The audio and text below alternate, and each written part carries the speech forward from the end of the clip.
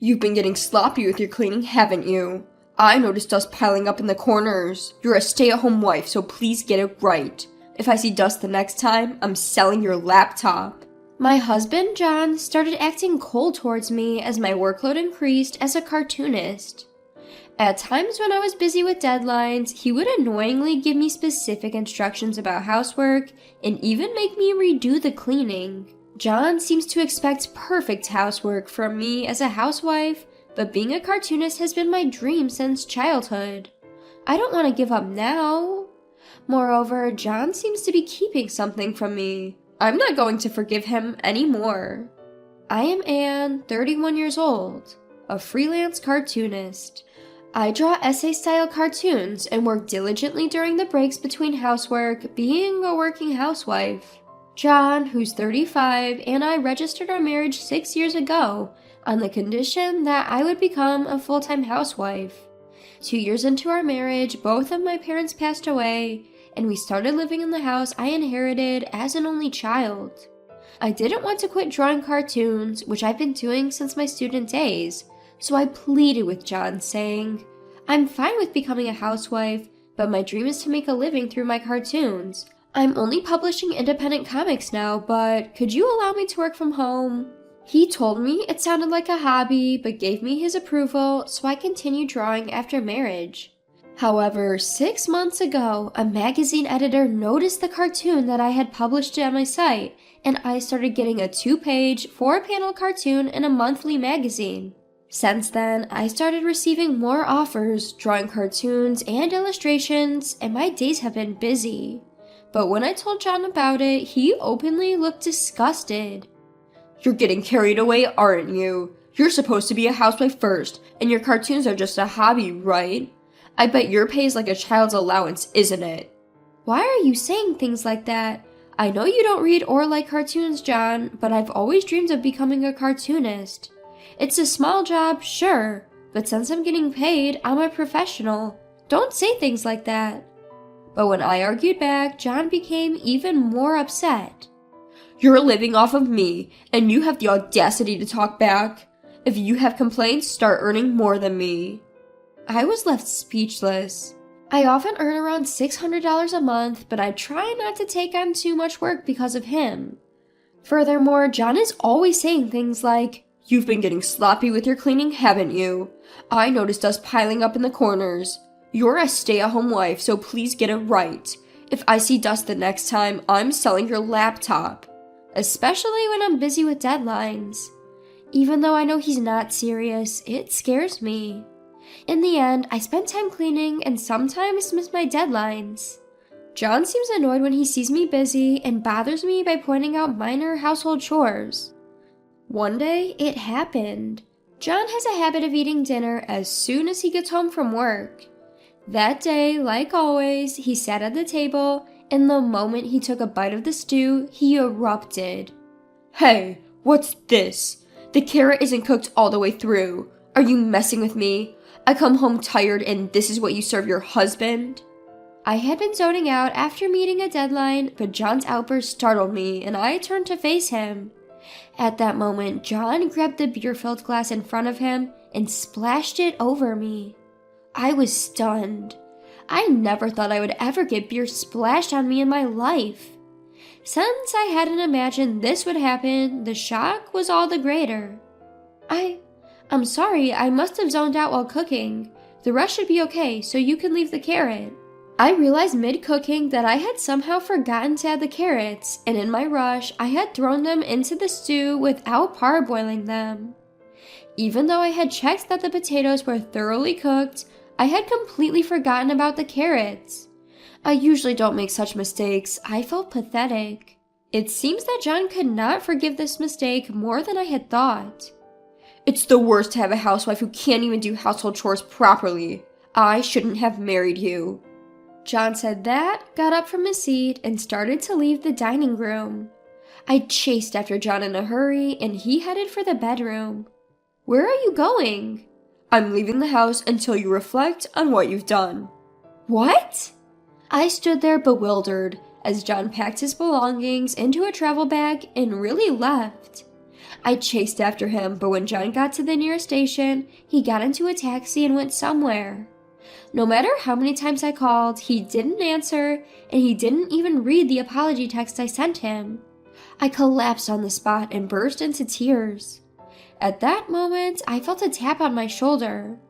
When I turned around, there stood Mr. Tom, John's boss. In fact, I used to work at the same company as John until we got married. Mr. Tom was my boss, and he had enthusiastically trained me when I first joined the company. Mr. Tom? I've become a section manager now. It's been a while, hasn't it? Since your wedding? Why are you crying? You smell like alcohol. Did you go drinking with your apron? Hello, I'm embarrassed to say this, but I had a fight with John. Ah, that guy. He can be condescending sometimes. It's bearable when he's a bit annoying at work, but I bet living together as a married couple, it's irritating, right? Mr. Tom said that and gave me a bright, cheerful smile. How many times had the smile saved me when I made a mistake at work in the past? Mr. Tom and I decided to stop by a nearby diner to chat. So, why were you crying? Well, it's my fault. I messed up with the cooking today. I tried to make a stew, but the carrots weren't cooked well, and I upset John. Haha, is that it? My wife is pretty much the same. When things like this happen, we just accept it as it is. Getting angry won't do any good, you know? I like that perspective. As I said this, a smile broke out as we talked. So, you two didn't have a fight when drinking out then? No, the reason I smell of beer is because John got angry about the cooking and splashed beer on me. I ran to the train station thinking I had dried off, but I still smell, don't I? I took a sniff of my clothes. Even if you're told you smell of alcohol, it's hard to tell for sure yourself. What? He splashed beer over you just because you messed up a little with the cooking? That John, something's not right with him. I didn't like the guy from the start, but I can't believe he'd do such a thing to his wife. Mr. Tom was genuinely angry, as if he'd been the one who had beer splashed on him. That somehow made me happy. So, why did you come to this station? You must have run all the way here in your apron. Is it another John-related issue? Yeah, John acted weird, called me a lazy wife, and left the house saying he wouldn't come back until I reflected on my actions. I chased after him and ended up here at the station, but he took a cab and just left. I was at a loss. Mr. Tom's face, which had been angry until now, suddenly became stiff. After a moment of silence, he said, I can't tell you right now, but I have a bad feeling about this.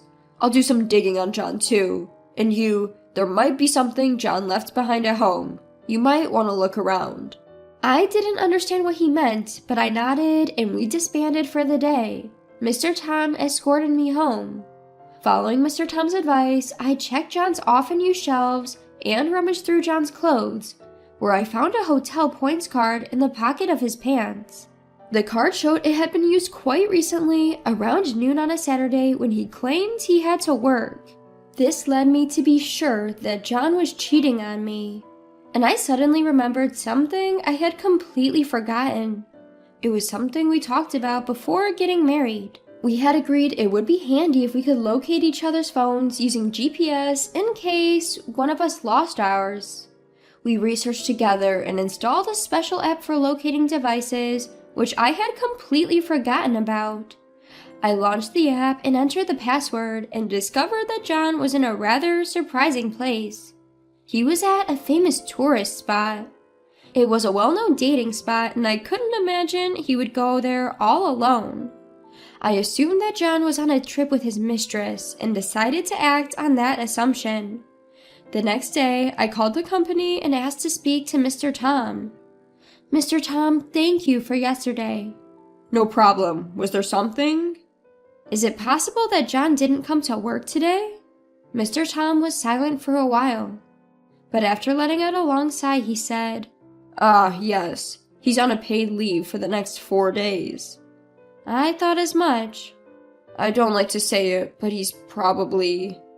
Yes, I understand, but this gives me some clarity. Thank you. After hanging up, I made a resolution and left the house. I had been thinking about it. If John ever betrayed me, this is what I would do. After finishing my task, I called another person. "Hello, it's been a while." The person on the other end spoke to me in a bright voice, but as soon as I started talking about John, they sided with me. I hung up the phone feeling reassured, believing that things would surely move in a favorable direction. The next day, along with some people, I went to the location indicated by John's smartphone GPS. It was right inside a resort hotel near a famous tourist spot. Right now, he seemed to be outside the hotel, with the GPS indicating he was near the beach. John turned pale the moment he saw my face. With a smirk, I aimed my phone at John and rapidly clicked pictures to get a two-shot with the girl in her early 20s standing next to him. By the way, I had been taking photos since 30 minutes ago when John was applying suntan oil to this woman in a bikini. I let him swim until I could get definite proof that John was cheating. Perhaps because of their liberating environment or their minds were utterly clear, they were kissing in public. I felt no shock, perhaps because my patience had run out. Rather, I was grateful that they provided such good evidence. What surprised John and turned him pale wasn't just because he saw my face. Behind me there were my in-laws, both casting stern glances at John. "What's going on, John?" As I approached with a smile, John, flustered, stumbled in the sand and fell on his rear end. Seeing this, my mother-in-law heaved a sigh. "How pathetic, even for my own son. And who might this lady be? You abandoned your wife, and what are you up to?" "But it's because this woman doesn't do any housework." John hastily pointed at me and blamed me. "Oh, is it correct to say she does absolutely nothing? Even if she occasionally skips cleaning, she does laundry, cooking, and dishes every day, doesn't she? Even I sometimes skip cleaning, and I dislike laundry so much, I leave it to your father at times." "That's because you had a part-time job, isn't it? It's different with this woman. She's a stay-at-home wife who just spends her time drawing and playing. Why can't she at least properly do housework?" At John's words, my father-in-law was enraged. "You don't understand anything." Even the people around us were startled and focused on us. Some seems like they might point their smartphone cameras at us. Why don't we discuss this in a more appropriate setting? Everyone agreed with my suggestion, and my in-laws and I went ahead to a nearby restaurant. John and the woman he was cheating with, Mary, changed from their swimsuits to casual clothes and met up with us, and the five of us sat down together. We started by hearing John's side of the story.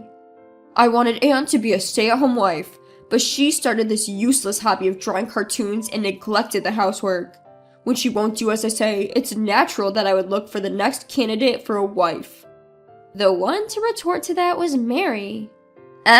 Isn't that different from what you told me? You said you were troubled because a stalker was coming to your house and you wanted me to help you forget about the unpleasant reality for a while. I suggested that you should report to the police, but you said that it was only a matter of time until the stalker would be caught. Knowing you had a wife, I wouldn't have dated you." With that, Mary started crying. It seems she's still a college student and she had met John on a dating app. She was drawn to an older man and decided to date him, but now she was lamenting that she had been deceived. "I'm really sorry. I won't contact John again. I'll take this as a good lesson and make sure I'm not fooled next time." After bowing deeply to me and my in-laws, Mary showed us the screen where she had deleted John's number. Then she left a few bills for her coffee on the table and left. I glared at John, who was in a daze after Mary had left. "It's natural that I won't do exactly as you say. I have my own feelings and circumstances. I'm not a robot you can control. Running off to have an affair just because things aren't going well is despicable." John seemed to want to say something, but my father-in-law spoke first. "You still seem dissatisfied, huh? But I'm the one who's earning and feeding Anne, aren't I? Anne should respect me as the breadwinner." John was shaking with anger, but my father-in-law spoke to him calmly. "You're still just like a child. Just because things aren't going your way, you're throwing tantrums just like a toddler. Accept Anne's wishes as they are. There's nothing more for us to tell you." His in-laws then got up, took the check, and headed to the register. John and I were left alone, and I too had nothing more to say to him. John, I've been offered a serial comic strip in a magazine. John, who was a complete change from before, looked at me with a startled expression. Oh, congratulations. So, I can no longer be the stay-at-home wife you want. I'm sorry. I'm tired of being with you, John. I want a divorce. I'm sorry. It was all my fault. You can draw as many comics as you want. I'll help with the housework too. I won't say arrogant things anymore. John pleaded with tears in his eyes, but I averted my gaze from him. I didn't want to see any more of my husband's pathetic figure. I'm sorry, but that's not the problem anymore. You were looking down on me, weren't you? I thought marriage was about equal standing, but you were different, John. You thought you were superior because you were working and providing for me, right? No, maybe I did, but I've had a change of heart. I promise I won't make you suffer anymore, so don't say we should break up. I've decided to sell the house we were living in. I have a relative who runs a real estate agency, and when I told them about the situation, they agreed to buy it right away. There's still some paperwork and things to do, so it's not like we can sell it right away, but it will be a lower price than if we had it brokered. But it's my house, and I can do what I want with it, right? I want to end our relationship as soon as possible. I plan to leave tomorrow. You should leave the house as soon as possible, too. With that, I got up from my seat and started walking towards the exit. Unlike the day when John had left the house, this time he was desperately chasing after me. But when I got into the car my in-laws had, my father-in-law, who was in the driver's seat, started the car the moment I slammed the door. John was chasing after us crying, but I couldn't see him anymore. After that, it seemed John didn't believe my words. When he returned from his trip and saw the house with all my belongings gone, he called me crying. Out of pity, I answered the phone one last time. Why did you sell the house? It was our house, wasn't it? Why are you saying such absurd things? It's the house I inherited from my parents, remember? Then I should have rights to it too, right? Actually, there are no rights to inherited property for a spouse.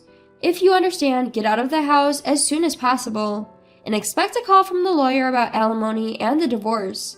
Don't run away, okay? I said what I wanted to say and hung up the phone. After that, it seems John was scolded by Mr. Tom for taking paid vacation to go on a trip with his mistress. There's no need to give a reason for taking paid vacation, but it seems he was harshly questioned for betraying his wife to go on a trip. It seems he is having a tough time being looked down on by his coworkers and feeling uncomfortable every day. And his in-laws have also abandoned John. John tried to return to his in-laws' house, but they refused him. After paying alimony, John had drained his savings and started to accumulate debt. He's now living alone in a cheap apartment, incapable of properly managing household chores, and seems to be leading a disordered life. I heard about this later from Mr. Tom, but I felt nothing. As for me, I moved into a neat studio apartment and am hard at work on the draft for my serialized comic strip. It's an anthology-style comic, and I'm gathering and using various people's stories as references. The next story I'm planning to draw is themed around a husband's infidelity, and I'm considering using John as a material.